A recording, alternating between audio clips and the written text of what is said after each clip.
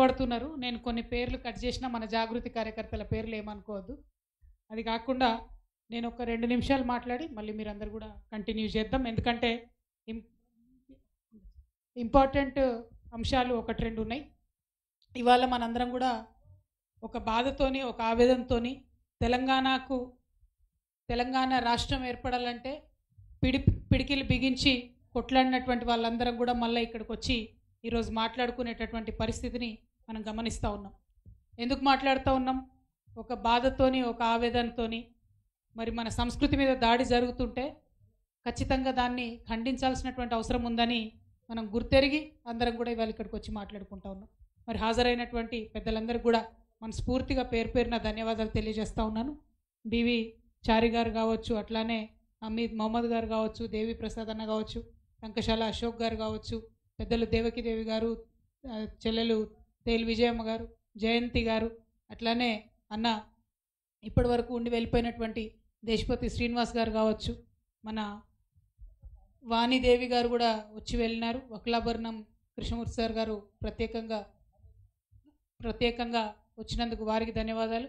అట్లానే పెద్దలు గౌరీ శంకర్ అన్న గారు, కనకదుర్గ మేడం గారు, వెళ్ళిపోయినటువంటి రమణన్న గారు, అందరికీ కూడా ధన్యవాదాలు. మరి హమీద్ మహమ్మద్ గారు వారు ఒక మంచి మాట చెప్పారు.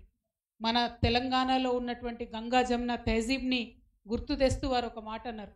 ప్రధానంగా నేను విగ్రహారాధనకు వ్యతిరేకం, కానీ తెలంగాణ తల్లిని మేము అట్లా చూస్తలేము, అది ఒక ఉద్యమ ప్రతీకగా చూస్తున్నాము. అందుకనే ఇవాళ ఆ ఉద్యమ ప్రతీకను మార్చడాన్ని నేను వ్యతిరేకిస్తున్నా అని చెప్పింది.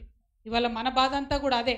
ఇంత అందమైన తెలంగాణ, నువ్వు హిందూ అయినా, నేను ముస్లిం అయినా, క్రిస్టియన్ అయినా, ఎవరైనా మనందరం ఒకటే.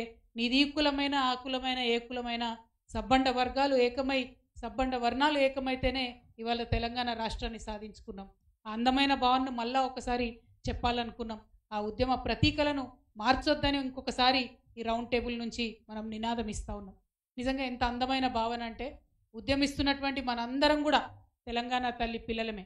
ఆనాడు పిల్లలందరం కలిసి కేసీఆర్ గారు పెద్ద కొడుకు పాత్ర వహించి ఉండవచ్చు కాక, కానీ పిల్లలందరం కూడా కలిసి ఒక తల్లిని రూపొందించుకున్నాం. అది ప్రపంచంలో ఎక్కడ జరగదు. నిజంగా అది ఓన్లీ మన తెలంగాణలోనే జరిగింది. పిల్లలందరం కలిసి నిలబెట్టుకున్నటువంటి ఆ తల్లి పట్ల మనకున్న ప్రేమ ఆ నిర్మాణంలో లేనటువంటి రేవంత్ రెడ్డి గారికి ఉండే ప్రసక్తే లేదు. కాబట్టే ఇవాళైనా దాన్ని మార్చడం, కాబట్టే ఇవాళ దాన్ని అవమానం చేయడం చేస్తూ ఉన్నారు. తెలంగాణ తల్లి చేతిలో ఉన్నటువంటి బతుకమ్మను చూస్తే తెలంగాణ సమాజాన్ని చూసినట్టుంటుంది. ఏం చెప్తుంది బతుకమ్మ మనకు?